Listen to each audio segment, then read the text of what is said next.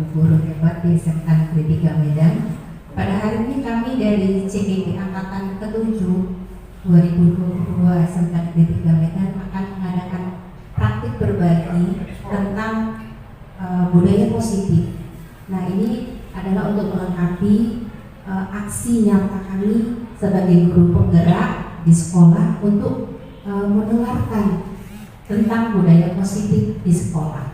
Nah, kita lihat di situ adalah aksi nyata praktik baik berbagi. Pak Ibu yang kami banggakan, di sini ada saya mau berbagi tentang budaya positif. Apa itu budaya positif? Nah, budaya positif ini adalah kebiasaan-kebiasaan yang kita tanamkan dan secara terus-menerus ini akan menjadi suatu habit atau karakter untuk siswa kita.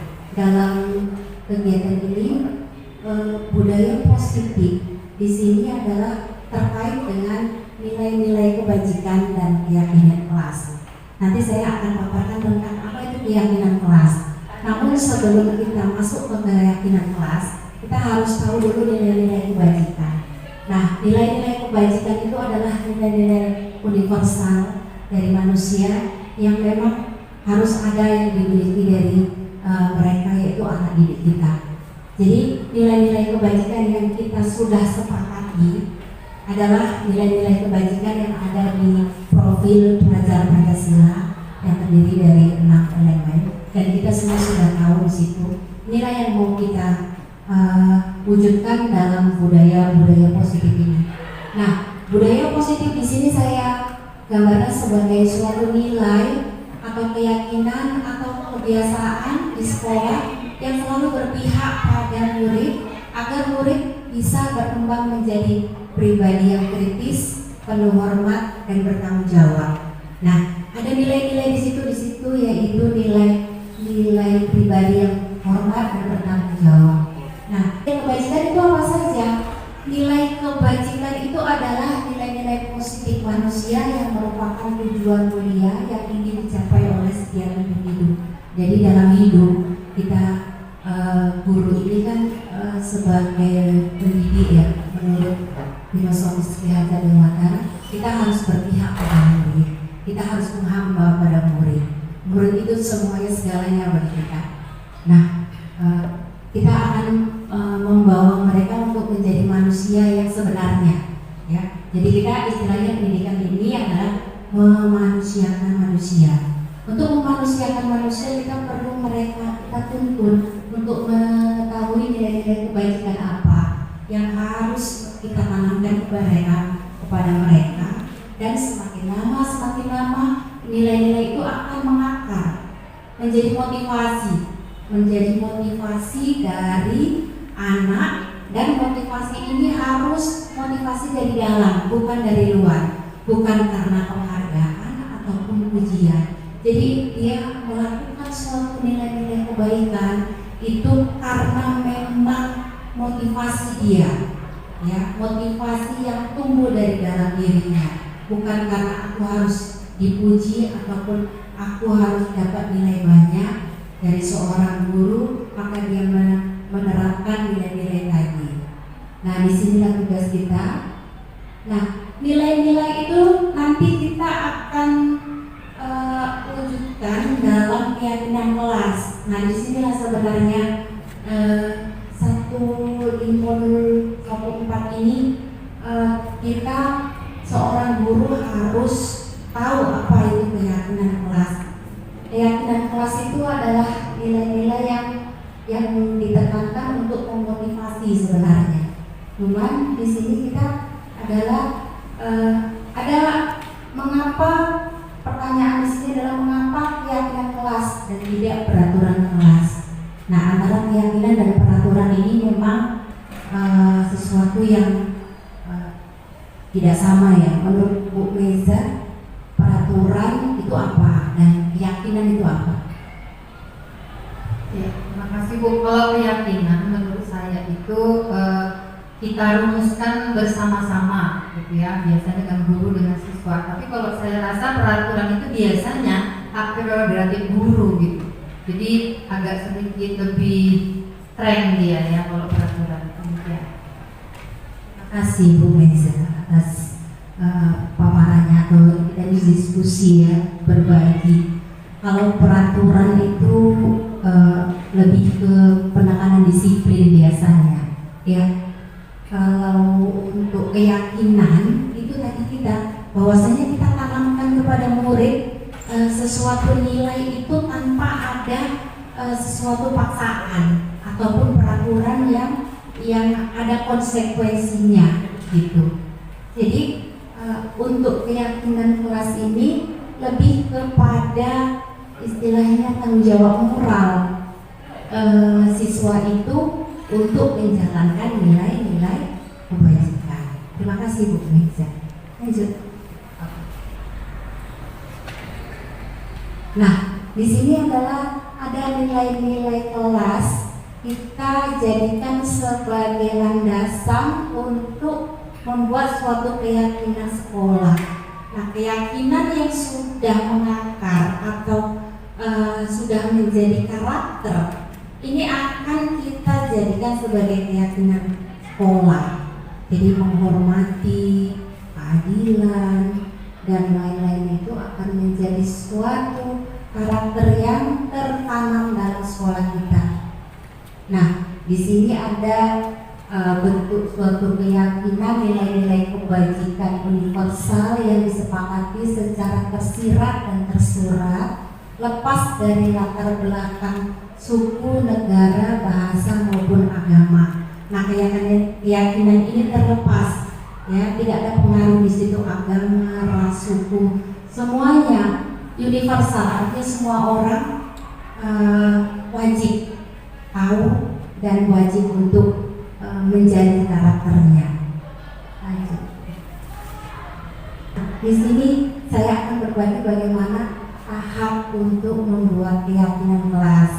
Nah, keyakinan kelas ini nanti Bapak Ibu akan ada caranya atau tahapannya.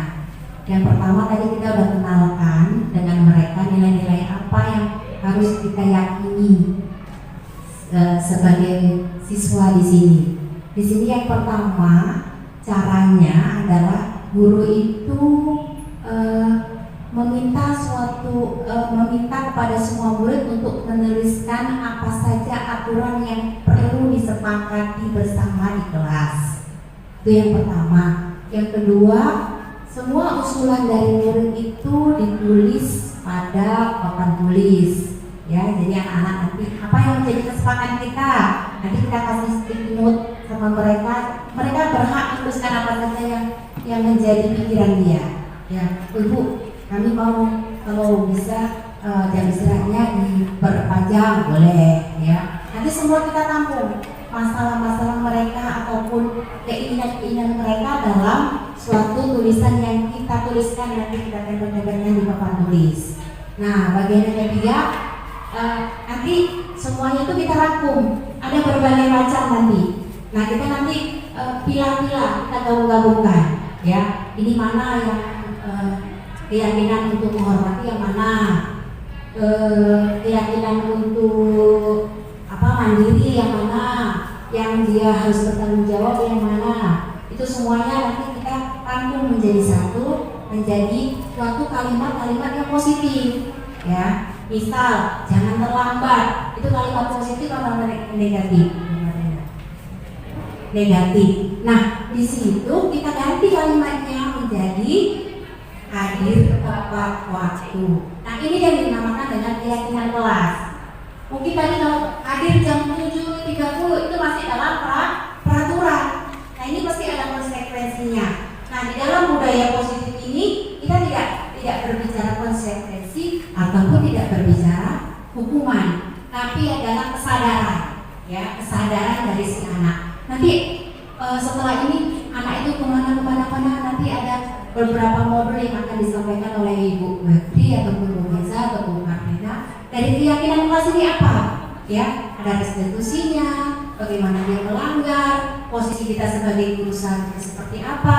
Seperti itu nanti kelanjutan dari keyakinan kelas ini. Oke, lanjut. Ini adalah nilai-nilai kebajikan. Jadi tadi kalau anak-anak tadi sudah membuat suatu aturan-aturan kelas atau jadi kesepakatan dalam kelas. Nanti kita pilih, ya, pilih misalnya hadir tepat waktu, jangan terlambat. Itu kita masukkan ke dalam mana? Itu kita masukkan ke dalam tanggung jawab, ya. Jadi tanggung jawab itulah yang menjadi keyakinan kelas, ya. Itu nanti kita pilih-pilih dalam payung-payung keyakinan kelas namanya. Ya, keyakinan ini yang bersifat universal, artinya semua orang mengetahuinya dan semua orang wajib untuk melaksanakannya, namun secara sadar dan bertanggung jawab karena dia sebagai seorang manusia. Oke, lanjut. Kembali prosedur, kalau tadi tahapan, ya, sekarang kita prosedurnya membentuk keyakinan kelas. Nah, yang pertama adalah mempersilahkan murid di kelas untuk bercurah pendapat tentang peraturan yang perlu di sekolah atau di kelas. Kemudian setelah itu kita catat semua masukan tadi yang ada di papan tulis dalam kertas besar. Kemudian kita susun keyakinan kelas itu sesuai dengan pembentukan keyakinan dengan mengganti kalimat yang negatif menjadi kalimat yang positif. Jadi dalam budaya positif ini, Bapak Ibu, dalam mendidik anak, kita gunakan kalimat-kalimat yang positif. Bagaimanapun bentuk siswa kita tetap berbicara dengan mereka dengan kalimat positif. Jadi kalau ada anak terlambat, kenapa kamu terlambat? Nah, dalam pendidikan ini bahasa seperti itu sudah dikatakan sebagai kalimat negatif. Jadi kalau dia terlambat, kenapa kamu terlambat? Apa yang menyebabkan kamu terlambat? Kira-kira ada nggak solusinya? Nah, itulah kalimat-kalimat positif yang akan membentuk siswa kita menjadi siswa yang lebih bertanggung jawab. Dia mampu, ya, mengatasi masalah, juga mencari solusi untuk penyelesaian masalah mereka. Itu yang dimaksud dengan budaya positif yang akan kita terapkan kepada anak-anak. Setelah itu, setelah kita lanjutkan dari Ibu, ya, prosedurnya, setelah meninjau kembali, maka curah pendapat itu menjadi suatu nilai-nilai kebajikan yang menjadi keyakinan. Setelah itu kita tinjau ulang lagi secara bersama-sama mana yang pas untuk menjadi keyakinan. Untuk catatan yang Bapak Ibu, keyakinan kelas ini gak usah terlalu banyak, ya, paling banyak 5 aja, ya. Kalau sampai 10 nanti terlalu banyak sehingga nanti mereka pun bingung mana yang ini. Makanya nanti kita di aksi nyata selanjutnya nanti kita akan praktekkan dalam bentuk workshop mungkin, karena kepala sekolah juga sudah membisikkan ajarilah bagaimana cara membuat keyakinan kelas. Tapi kami pun masih belajar, ya. Jadi keyakinan kelas itu yang sudah kita tinjau ulang, ya, nanti kita buat kesepakatannya 4 aja atau untuk pertama 4 aja, tergantung deh kelas 10, kelas 11, atau kelas 12, ya, tergantung dengan pemahaman mereka. Nah, di sini kita merdeka artinya siswa juga merdeka, gurunya juga merdeka. Bagaimana kita mengikuti perkembangan dia nanti, ya. Nanti perkembangan mereka itu sesuai dengan kebutuhan dasar yang akan disampaikan oleh Ibu Meza, ya, Meza membicarakan tentang kebutuhan dasar manusia itu seperti apa. Oke, dan kita sebagai guru itu sebagai apa? Nah, ini nanti akan dijelaskan oleh Ibu Mardina tentang posisi kontrol. Kita sebagai apa di situ? Bisa sebagai pendukung, bisa sebagai manajer, sebagai pemantau, sebagai teman, membuat merasa bersalah. Ada beberapa posisi kontrol di sini. Nah, nanti ada dari budaya positif ini memberikan suatu masukan kepada kita bahwasanya sebenarnya kita harus sebagai posisi ini dalam memberikan pendidikan kepada anak-anak, ya. Kita tidak boleh sebagai teman, ternyata berefeknya juga beda, sebagai penghukum apalagi. Lanjut, Bu Marina. Jadi kalau semua sudah, nanti kita tempel di dalam suatu kertas besar yang mudah dilihat oleh anak-anak, ya. Jadi dia nanti tahu kalau dia terlambat berarti sudah melanggar keyakinan apa. Ya. Kalau nanti dia tidak mengerjakan tugas, apa yang sudah dilanggarnya dengan keyakinan? Karena sama-sama kita yakini bersama, kesepakatan bersama. Dan tadi ya bukan peraturan, tapi keyakinan. Ya, mungkin Bapak Ibu sudah bisa mendefinisikan keyakinan itu apa. Kalau udah keyakinan itu disuruh tanpa disuruh, hukuman itu nggak berpengaruh karena sudah merupakan suatu keyakinan. Nah, inilah yang bisa dimaksud dengan ungkapan dari Bapak Pendidikan kita Ki Hajar Dewantara, bahwasanya dia mengatakan bahwasanya kita kan sekarang merdeka ya, dulu merdeka, belajar juga merdeka, platform juga merdeka. Nah, menurut Ki Hajar Dewantara, merdeka itu adalah bukan hanya tidak terperintah saja, akan tetapi harus juga dapat menegakkan dirinya dalam mengatur peri kehidupannya dengan tertib.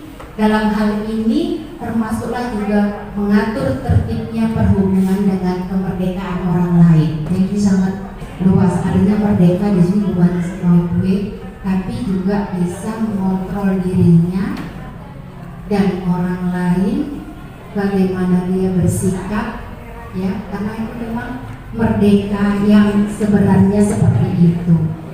Mungkin ini yang bisa saya sampaikan dalam konteks berbagi budaya positif dari CGP Angkatan 7. Semoga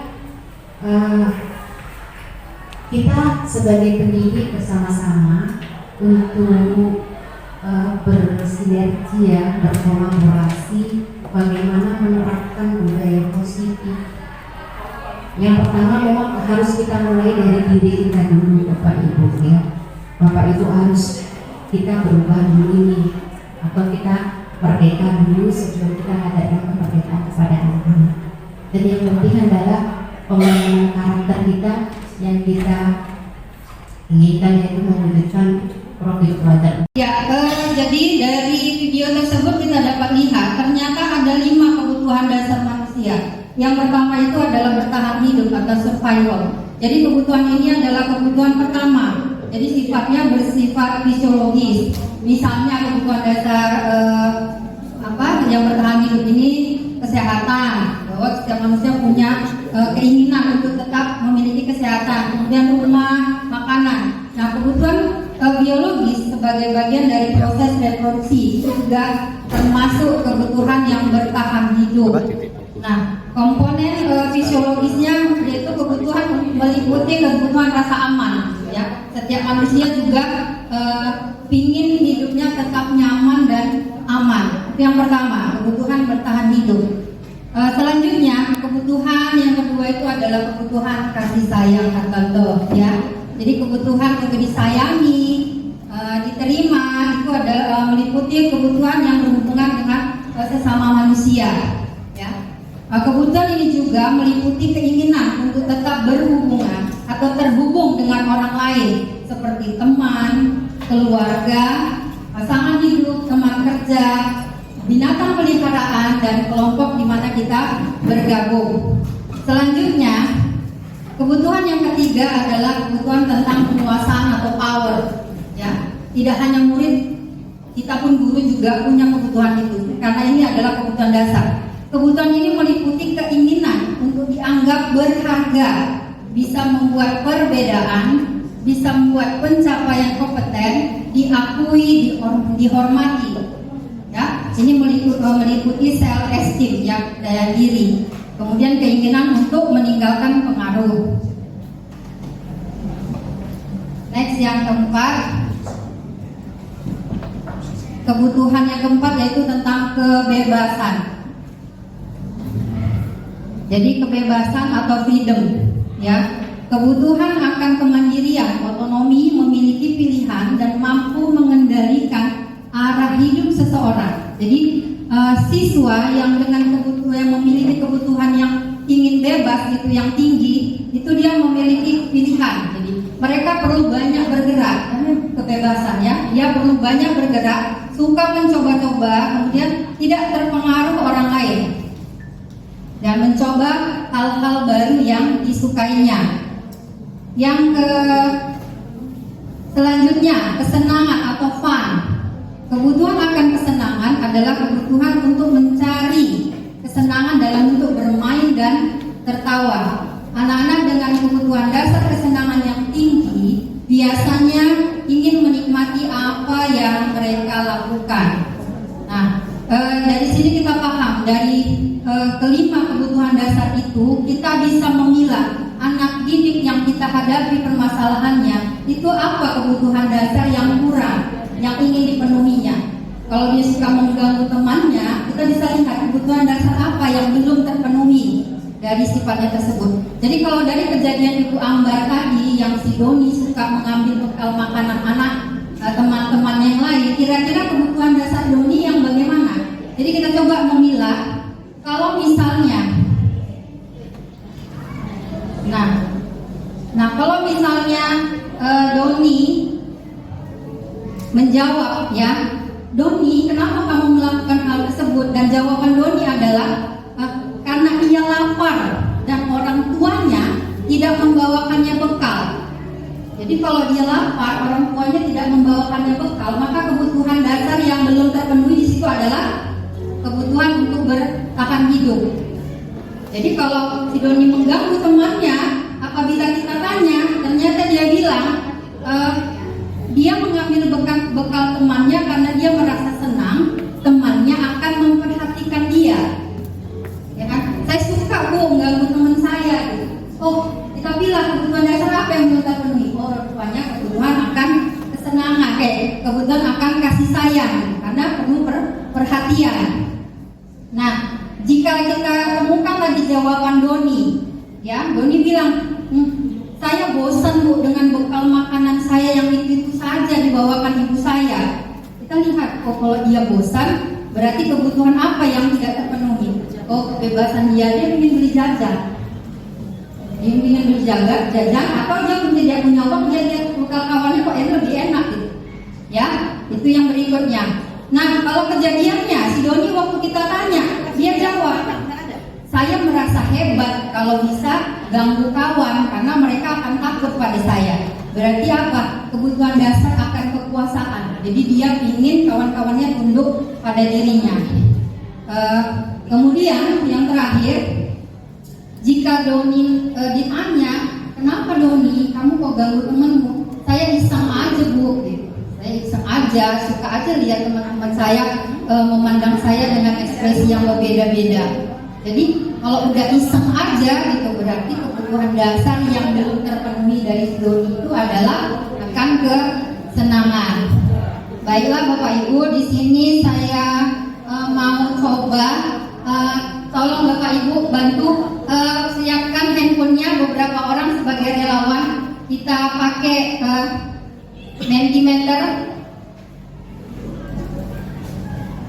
Mentimeter. Sebagai pendidik, kita sering mengalami melihat anak-anak yang melanggar keyakinan kelas atau peraturan. Di sini kita memposisikan diri kita sebagai guru atau pendidik untuk menempatkan, untuk mengubah perilaku si anak dengan 5 posisi kontrol tersebut. Yang pertama, posisi kontrol adalah sebagai penghukum. Yang kedua, sebagai pembuat merasa bersalah. Yang ketiga, sebagai teman. Yang keempat, sebagai pemantau. Dan yang kelima, sebagai manajer.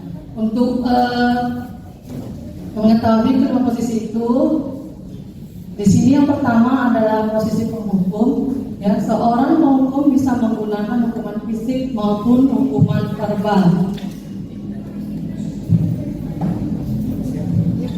Biasanya posisi penghukum ini menggunakan kalimat-kalimat patuhi aturan saya atau awas, kamu selalu saja salah, selalu kamu saja yang buat salah, dan lainnya.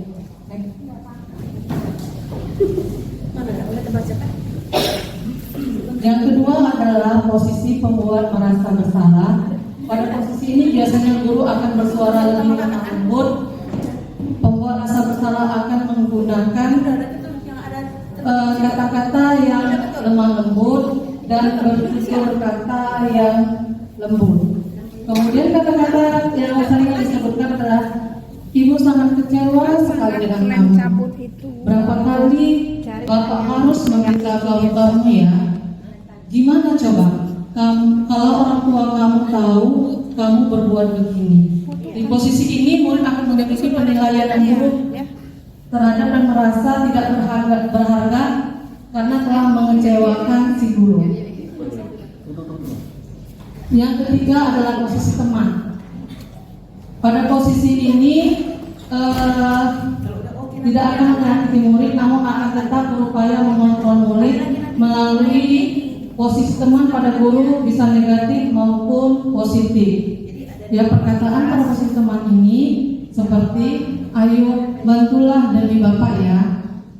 Ayo ingat tidak bantuan bapak selama ini. Ya, sudah kali ini tidak apa-apa, nanti ibu bantu bereskan.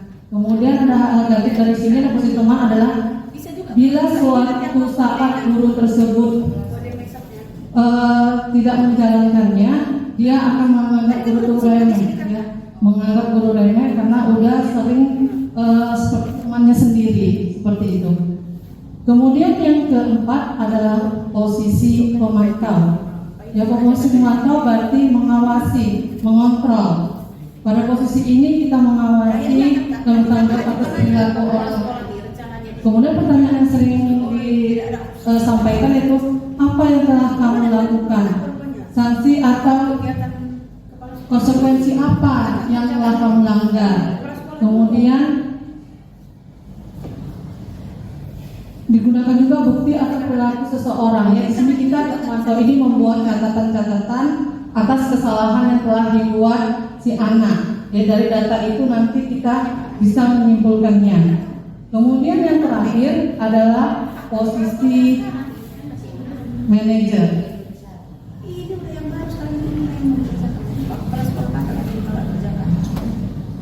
Ya, posisi yang terakhir manajer adalah posisi di mana guru melakukan sesuatu bersama dengan murid, mempersilahkan murid bertanggung jawab, menyadari kesalahannya, dan diserahkan sama murid untuk mencari solusi atas masalah atau yang telah dilakukannya. Biasanya guru bertanya, apakah kamu meyakininya? Ya, jika kamu meyakininya, apa yang akan kamu lakukan? Apa solusi yang akan kamu ambil untuk mengatasi masalah ini? Seperti itu kalau pada posisi manajer.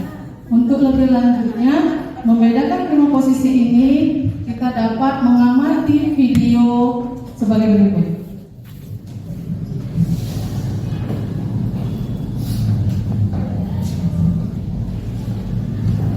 Kamera ganti dulu kamera. Assalamualaikum warahmatullahi wabarakatuh, Bapak Ibu. Selamat siang. Udah lapar ya Bapak Ibu? Tadi sama Bu Marlina sudah ice breaking, berarti masih semangat. Ini ada satu lagi modulnya yang akan saya sampaikan, itu tentang segitiga restitusi. Jadi tadi dari Bu Sri di awal sudah dijelaskan ya tentang nilai-nilai positif, apa itu nilai-nilai kebajikan. Kemudian yang kedua dari Bu Meiza juga sudah disampaikan tentang kebutuhan dasar, 5 kebutuhan dasar manusia. Kemudian Bu Marlina juga sudah menyampaikan tadi tentang posisi kontrol. Jadi saya yang terakhir yaitu tentang restitusi. Jadi yang semua tadi itu kita gabungkan di dalam restitusi. Apa itu restitusi?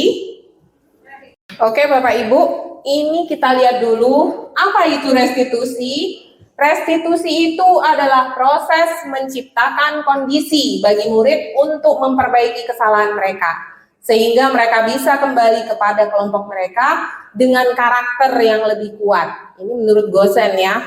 Jadi tadi Kalau biasanya murid kan tadi udah ada keyakinan kelas kan. Biasanya kalau sudah dibuat keyakinan kelas atau kesepakatan kelas dulu namanya. Apa aja itu pas kesepakatan kelas? Misalnya di awal pembelajaran kita sudah menyepakati sama siswa, udah meyakinkan mereka untuk jangan ribut saat gurunya menerangkan. Kemudian kalau mau bertanya raise hand atau tunjuk tangan misalnya. Atau kalau mau permisi keluar di tengah-tengah pembelajaran itu kita mohon izin gitu, tunjuk tangan, mohon izin. Jadi kalau sudah kita tetapkan bersama yang namanya keyakinan kelas dan kesepakatan kelas itu, nah berarti kan ada konsekuensi. Nah konsekuensinya apa misalnya? Kalau dia tidak menunjukkan tangan keluar begitu saja, berarti kan sudah melanggar norma-norma kesopanan mungkin. Nah jadi ada rule yang kita buat. Jadi kalau yang namanya restitusi ini, kalau kita lihat lagi kembali tadi ke posisi kontrol gitu. Posisi kontrol itu ada penghukum. Biasanya kita, Bapak Ibu sama anak murid, lebih cenderung ke posisi penghukum, ya kan? Melanggar kesalahan, kamu saya hukum, gitu. Kita marah. Kebetulan kalau kayak kami di lab seperti itu. Jadi karena memang di pekerjaan di lab itu penuh tekanan gitu. Jadi kalau dia misalnya tidak memakai baju lab atau misalnya kalau kita di kelas kadang-kadang anak-anak itu datang dengan warna kaos kaki yang tidak sesuai dengan kesepakatan sekolah atau tata tertib sekolah. Nah, biasanya kan kita langsung menghukum ya. Biasanya kan itu ya pola lama gitu. Jadi silakan berdiri gitu atau misalnya buka kaos kakimu atau buka sepatumu gitu. Akhirnya dia kaki ayam. Ternyata itu salah Bapak Ibu, salah. Ya. Jadi satu lagi ada yang tadi dijelaskan mungkin di posisi membuat rasa bersalah. Mungkin tadi udah diapakan Bu Marlina. Jadi pembuat rasa bersalah itu apa gitu? Kamu harus melakukan ini nak. Kalau enggak nanti saya ditegur sama kepala sekolah. Nah, jadi kita memberikan suatu pernyataan yang membuat si anak tadi dia jadi yang penting dia terpaksa melakukan itu, melakukan tadi keyakinan sekolah atau keyakinan kelas tadi. Dengan rasa terpaksa, kenapa? Karena dia tidak mau gurunya nanti kena marah gitu. Misalnya kita dekat nih sama siswa, kita bilang, kamu harus lakukan gini ya nak. Nanti kalau nggak kamu lakukan, ibu yang ditegur sama kepala sekolah atau ibu ditegur tuh sama yang itu gitu. Nah, itu ternyata salah gitu. Saya juga selama ini masih melakukan hal-hal yang seperti itu gitu, salah ternyata. Jadi di sini saya belajar gitu. Jadi saya juga mau membagi atau men-sharing sama teman-teman bagaimana kita seharusnya. Oke. Ada 3 langkah restitusi. Yang pertama, kita menstabilkan identitas. Jadi stabilkan dulu identitas siswa itu. Yang kedua, kita validasi tindakannya yang salah. Yang ketiga, kita tanyakan keyakinan. Jadi apa sih ini maksudnya? Mungkin saya akan menampilkan video. Nanti Bapak Ibu bisa melihat di situ ada contohnya bagaimana sikap kita sebagai guru dan bagaimana cara kita supaya siswa itu bisa paham dengan kesalahannya sendiri.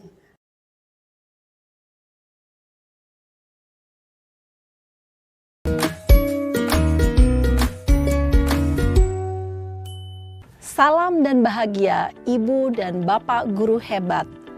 Pada video kali ini kita akan membahas tentang salah satu program disiplin positif yang diterapkan di lingkungan sekolah yang dikenal dengan nama restitusi.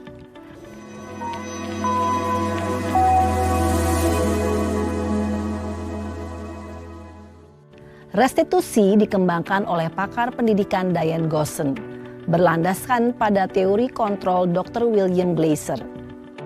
Segitiga restitusi adalah suatu proses dialog yang dijalankan oleh guru atau orang tua agar dapat menghasilkan murid yang mandiri dan bertanggung jawab. Pada saat guru di posisi manajer, aspek yang dikembangkan pada murid adalah motivasi intrinsik, sehingga penanaman nilai-nilai kebajikan dapat tumbuh dan berkembang menjadi suatu kebiasaan positif yang akhirnya membentuk karakter murid. Proses dialog ini terdiri dari 3 langkah yang digambarkan pada ketiga sisi pada segitiga restitusi. Sisi pertama adalah menstabilkan identitas. Sisi yang kedua adalah validasi tindakan yang salah. Dan sisi yang ketiga adalah menanyakan keyakinan. Ibu dan Bapak guru, berikut ini akan ditunjukkan bagaimana seorang guru berada dalam posisi manajer menggunakan penerapan segitiga restitusi.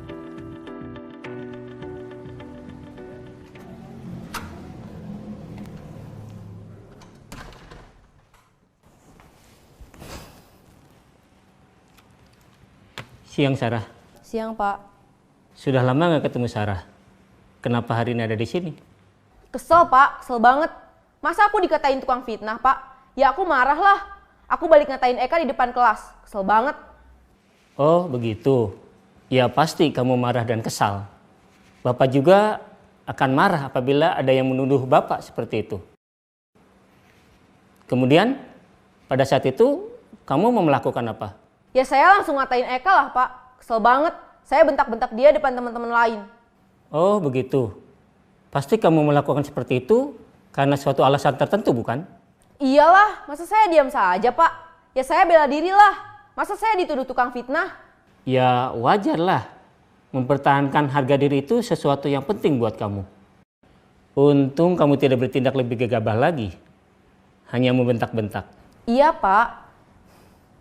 Untung saya masih bersabar dan hanya membentak saja. Sudah gemes padahal. Saya pasti bela diri lah.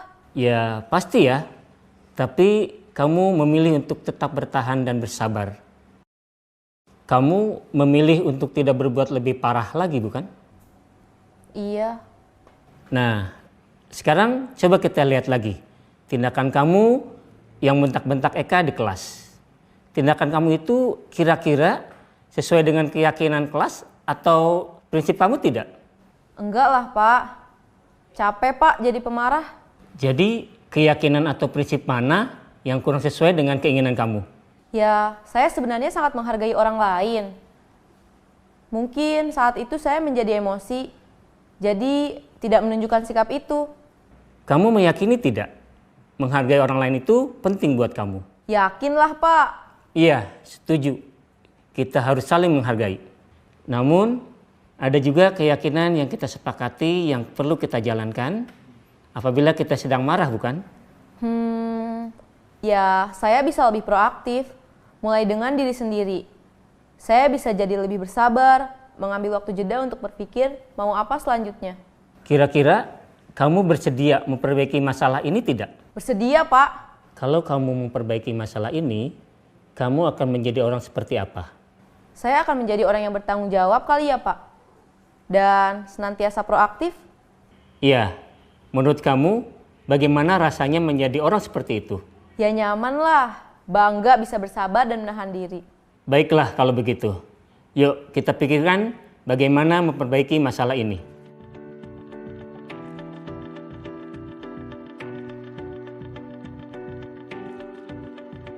Ibu dan Bapak guru hebat. Baru saja kita menyaksikan contoh bagaimana seorang guru berada dalam posisi manajer menggunakan penerapan segitiga restitusi. Mari kita bahas satu persatu. Pada sisi pertama, menstabilkan identitas berdasarkan pada prinsip bahwa membuat kesalahan adalah bagian dari proses pembelajaran. Sisi pertama dari segitiga ini berperan menggeser identitas murid dari identitas gagal ke identitas sukses. Murid yang sedang bertingkah laku yang tidak pantas atau menarik diri saat itu sedang mengalami identitas gagal. Bila kita mengkritiknya, maka posisinya tidak akan berubah. Kita bisa mengajukan pernyataan-pernyataan ini. 1. Membuat kesalahan sesuatu yang wajar. 2. Manusia tidak ada yang sempurna. 3. Kita bisa memperbaiki masalah ini. 4. Saya tidak menanyakan kesalahannya. Saya lebih fokus bagaimana memperbaiki masalah ini. 5. Apakah saat ini kamu tengah menjadi orang yang baik untuk dirimu sendiri? Pada sisi kedua, validasi tindakan yang salah, berlandaskan pada prinsip bahwa setiap perilaku berupaya memenuhi suatu kebutuhan tertentu. Guru yang telah memahami teori kontrol akan bergeser dari pemikiran stimulus respon menjadi proaktif dan mencoba untuk mengenali tujuan dari perilaku murid. Mengenali dan mengakui kebutuhan murid ini dapat memperbaiki hubungan dengan murid tersebut. Pernyataan atau pertanyaan bisa disampaikan dengan nada suara tidak menghakimi atau memojokkan, sehingga dapat mengembalikan murid pada posisi positif. 1. Kamu bisa saja bertindak lebih gegabah lagi dari ini. 2. Kamu bukan melakukannya tanpa suatu alasan tertentu. 3. Kamu melakukannya karena mempertahankan sesuatu yang penting bagimu. 4. Mungkin kamu bisa mempelajari suatu perilaku baru yang lebih efektif. Bersediakah kamu mempelajarinya?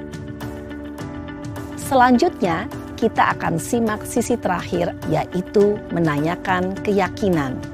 Teori kontrol menyatakan bahwa pada dasarnya kita termotivasi secara intrinsik.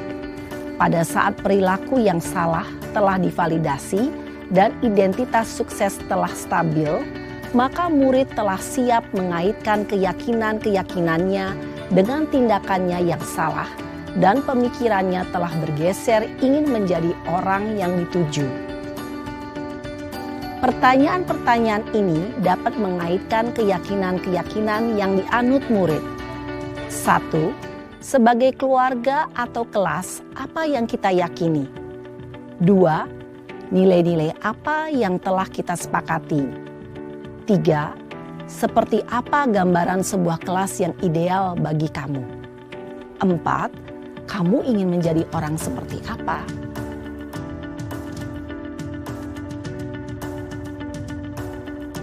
Dalam menerapkan segitiga restitusi, perlu diperhatikan beberapa hal, yaitu 1. Perilaku yang salah perlu dikaitkan dengan nilai-nilai atau keyakinan-keyakinan yang telah disepakati atau dituju. 2. Kesediaan orang yang melakukan kesalahan untuk memperbaiki masalah. 3. Pemecahan masalah sebisa mungkin relevan atau memiliki hubungan dengan masalah yang ada. 4. Usaha. Perlu adanya suatu usaha perbaikan dari pihak yang berbuat kesalahan. 5. Waktu. Perlu didedikasikan waktu dari pihak yang berbuat kesalahan. Tanyakan kapan akan mulai diberlakukan usaha untuk memperbaiki masalah. Dengan memahami struktur penerapan segitiga restitusi, diharapkan guru dapat menerapkan posisinya sebagai manajer dengan mengajukan pertanyaan-pertanyaan bermakna yang dapat membuat murid menjadi lebih percaya diri, bertanggung jawab, dan mandiri. Nah, Ibu Bapak Guru perlu tidaknya mengikuti ketiga tahapan dalam segitiga restitusi bergantung pada ringan beratnya suatu permasalahan. Misalnya, bila permasalahan tersebut ringan, maka tidak perlu dijalankan secara berurutan.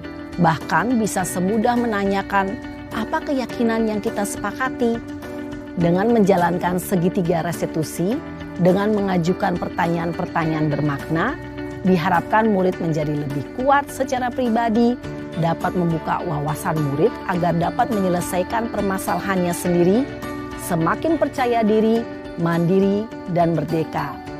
Salam dan bahagia, Ibu Bapak Guru hebat.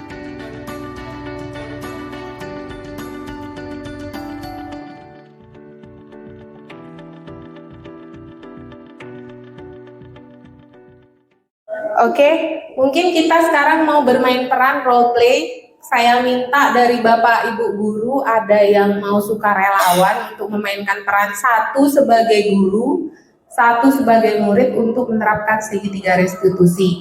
Jadi clue-nya mungkin bisa ya Bapak Ibu, karena kita sekolah kimia, kasusnya mungkin tidak pakai baju lab gitu.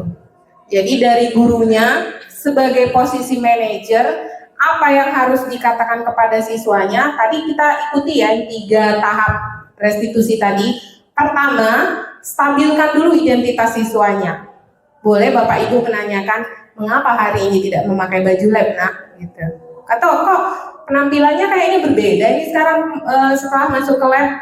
Jadi stabilkan dulu identitasnya, kemudian masuk kita validasi kesalahannya tadi. Misalnya dia bilang, iya Bu, saya lupa baju labnya gitu. Tadi saya lupa masukkannya ke dalam tas gitu. Baru kan kita tanya, kita validasi, kenapa lupa nak? Mungkin dia akan mengatakan berbagai macam alasan lah, basah, belum kering dari jemuran atau bagaimana. Nah, terus kamu tanya lagi, apakah ada yang salah kalau kita tidak memakai baju lab ke dalam laboratorium? Apakah kamu ingat gak apa keyakinan kita di laboratorium? Gitu. Kamu tanya, berarti kan Bapak Ibu menanyakan, dia tahu nggak apa aturannya untuk masuk laboratorium? Terus kemudian si anaknya misalnya bicara, oh iya Bu, Pak, saya tahu gitu. Tapi gimana? Saya lupa gitu kan. Nah, baru tadi kan sudah kita validasi kan, dia tahu dia salah gitu. Berarti dia melanggar peraturan untuk masuk laboratorium. Berarti kita yakinkan dia, menanyakan keyakinan kelas tadi. Berarti kamu tahu nggak apa-apa saja keyakinan di dalam laboratorium? Oh iya, nanti si anak menyebutkan, saya lupa pakai baju lab. Baju lab itu penting untuk APD misalnya. Jika tidak menggunakan APD beresiko gitu. Baru dari gurunya nanya, kira-kira bagaimana nak supaya kamu bisa praktek gitu. Jadi kamu kan saat ini tidak memakai baju lab gitu. Kamu tanya lagi gitu misalnya. Jadi si anak tadi pasti akan menjawab lagi kan dia kan, ya udahlah Bu, saya nggak usah praktek katanya gitu. Tapi kan kita nggak bisa membiarkan anak seperti itu terus tidak kita kasih praktek gitu. Jadi kita berharap dari dia memberikan solusi apa. Misalnya, ya Bu, nanti saya piket untuk menebus kesalahan saya misalnya gitu. Nah, jadi kemudian kita tanya kapan, misalnya dia bilang, Bu, nanti saya janji Bu untuk praktek besok atau praktek minggu depan saya nggak akan lupa Bu baju lab. Ya, kan dia sudah ngerti tadi. Jadi kita tanya kembali. Jadi kalau kamu sudah melakukan hal yang positif itu tadi dengan memakai baju lab, kira-kira nilai-nilai positif apa yang sudah kamu lakukan nak misalnya. Nanti dia menjawab gitu. Oh iya Bu, berarti saya disiplin, kemudian tanggung jawab sama diri sendiri, mandiri, nggak mesti diingat-ingatin gitu kan. Jadi bagaimana solusinya ya nak kalau minggu depan praktek supaya nggak lupa lagi baju labnya? Pasti dia akan bilang gitu kan. Ada nggak orang lain yang bisa mengingatkan kamu gitu. Jadi nanti di validasi kesalahan tadi Bapak Ibu bisa menanyakan seperti ini. Memang melakukan kesalahan itu suatu yang manusiawi. Sekali-sekali kan kita memang pernah melakukan kesalahan. Nah itu dia validasinya. Baru cuma gitu kesalahan itu tadi kan nggak terus-terusan dilakukan. Gitu. Kira-kira apa yang harus kita lakukan supaya tidak melakukan kesalahan yang berulang-ulang? Itu tadi misalnya membawa baju lab itu malam harinya udah dimasukkan ke dalam tas. Mungkin bisa kita coba ya Bapak Ibu biar lebih paham. Oke, mungkin saya bisa panggil siapa? Bu Fitri sama Bu Santi. Siapa yang berperan sebagai guru, siapa yang berperan sebagai murid? Silakan. Selamat pagi Fitri. Pagi Bu. Kira-kira kamu tahu nggak Ibu panggil kemari? Tahu Bu, semalam saya nggak bawa baju lab pas praktikum. Kenapa kamu nggak bawa baju lab? Iya, baju labnya udah saya cuci semalam Bu, cuman karena hujan jadi baju labnya tidak kering. Oh, kira-kira alasan kamu seperti itu. Wajar sih memang kalau baju itu basah, kemudian nggak kering, nggak mungkin kita ini kan, nggak mungkin kita bawa. Tapi kira-kira ada nggak solusi lain yang kamu bisa cari agar baju itu cepat kering dan bisa dibawa ke sekolah? Kalau itu mungkin saya nyucinya di hari Sabtu Bu. Jadi hari Minggunya, walaupun hari Sabtunya hujan, hari Minggunya kan masih ada. Jadi bisa saya bawa untuk praktikum di besoknya. Gitu. Terus kira-kira ada nggak yang di rumah kamu yang bisa mengingatkan kamu agar tidak ketinggalan baju labnya? Ada Bu, mungkin orang tua saya nanti saya kasih tahu untuk mengingatkan saya bawa baju labnya. Baik, kira-kira kalau kamu nanti seperti itu, keyakinan apa yang sudah kamu kerjakan dalam hal ini? Mungkin kedisiplinan saya Bu, supaya untuk bisa disiplin lagi untuk membawa baju labnya, terus ya supaya saya mengingat baju lab untuk praktikum. Bagus, berarti kamu sudah tahu keyakinan sekolah kita atau keyakinan yang menjadi kesepakatan kelas kita ya, sehingga nanti kamu tidak lagi meninggalkan atau ketinggalan baju labnya. Terima kasih Fitri ya. Terima kasih Bu. Kita sampai di kesimpulan. Jadi tadi setelah kita melihat video dan sudah melakukan role play sebagai guru dan murid melakukan restitusi, jadi kita dapat menyimpulkan bahwa kita dapat melakukan disiplin diri kepada murid melalui segitiga restitusi. Jika murid tersebut melakukan pelanggaran keyakinan kelas, maka kita akan melaksanakan tahapan-tahapan segitiga restitusi tersebut untuk memahaminya sendiri kesalahannya. Jadi siswanya itu menyadari sendiri kesalahannya. Nah, itulah dia manfaat dari menerapkan segitiga restitusi. Kemudian dia juga bisa berpikir apa yang harus dilakukannya untuk memperbaiki kesalahannya itu. Jadi dia akan menjadi sosok yang lebih baik lagi dan bertanggung jawab. Jadi kita menumbuh kembangkan budaya positif di dalam diri siswa tersebut. Jadi dia tahu dia berbuat salah dan apa solusi yang dia pikirkan. Bukan kita, selama ini kan kita selalu ngasih solusi. Besok bisa nggak kamu gini? Gitu. Enggak. Jadi dia yang ngasih keyakinan dari dalam diri dia sendiri bahwa saya salah, saya akan melakukan ini Bu, saya akan melakukan ini Pak untuk memperbaiki kesalahan saya. Saya janji besok saya akan memperbaiki. Jadi berarti kita berharap kesadaran dari dalam diri dia sendiri, bukan dari karena kita, karena tekanan atau karena siapa-siapa. Begitu. Oke? Mungkin itu yang bisa kami sampaikan. Tadi dari awal sampai akhir Bapak Ibu, bagaimana menanamkan budaya positif pada murid, keberpihakan kita kepada murid, mulai dari tadi menanamkan nilai-nilai kebajikan, kemudian kita memahami kebutuhan dasar anak-anak murid kita, kemudian kita sebagai posisi manajer, bukan penghukum, bukan juga pembuat rasa bersalah, atau sebagai teman. Memang sebagai teman itu bagus ya, tapi kadang-kadang anak itu menjadi ketergantungan gitu, dia jadi manja. Nah, jadi kita perankan posisi kita itu pemimpin pembelajaran, posisi manajerial, dan kalau anak murid melakukan kesalahan, kita mainkan segitiga restitusinya. Itu ya Bapak Ibu. Mungkin sampai sini bisa saya sampaikan. Terima kasih. Wassalamualaikum warahmatullahi wabarakatuh. Assalamualaikum warahmatullahi wabarakatuh. Saya Fitriani, salah satu guru SMK Negeri 3 Medan yang menjadi salah satu peserta sosialisasi budaya positif dari rekan-rekan CGP. Saya merasa senang mempraktekkan restitusi sehingga saya dapat memahami bahwa posisi kontrol guru sebagai manajer dengan menerapkan restitusi sehingga langkah untuk penyelesaian masalah pada murid. Assalamualaikum warahmatullahi wabarakatuh. Saya Fitriani, salah satu guru SMK Negeri 3 Medan yang menjadi salah satu peserta sosialisasi budaya positif dari rekan-rekan CGP. Saya merasa beruntung menjadi salah satu peserta sosialisasi tersebut. Mudah-mudahan budaya positif dapat dipraktekkan dan berkolaborasi dengan guru-guru sejawat sehingga dapat terwujudnya budaya positif di lingkungan sekolah.